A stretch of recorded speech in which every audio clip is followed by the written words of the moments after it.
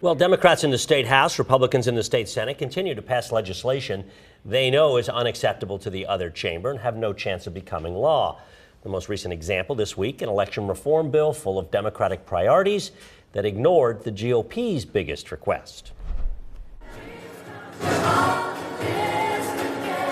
All in this together, sang a special needs choir from Williamsport, a message lawmakers might need to heed. The House passed an election reform bill allowing pre-canvassing and curing of mail-in ballots, drop boxes, early voting.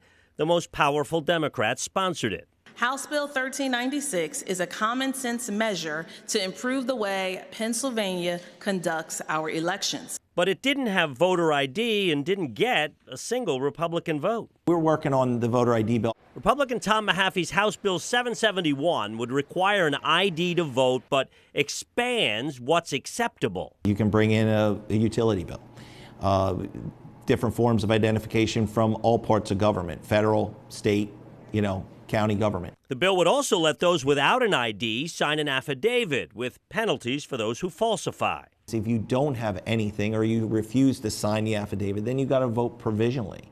And that's the fail-safe in all of this. Fail-safe, Mahaffey says, so courts don't rule it unconstitutional for disenfranchising voters. But some Democrats say it's too restrictive. You should be able to go and do your constitutional right to vote and not have to have impediments. And we should be making voting easier, not harder. Not restrictive enough for some Republicans, which kept it from a House vote. Would I like to see improvements on it? Sure. But listen, this is the back and forth that we have in state government. There's no shortage of back and forth between House and Senate. There is a shortage of actual success on the thornier issues. Yeah, it was a party line vote, but it starts a conversation with our colleagues in the Senate, and I think we need more of those conversations today. The law requiring a photo ID to vote that became law in 2012 was ruled unconstitutional by the courts in 2014.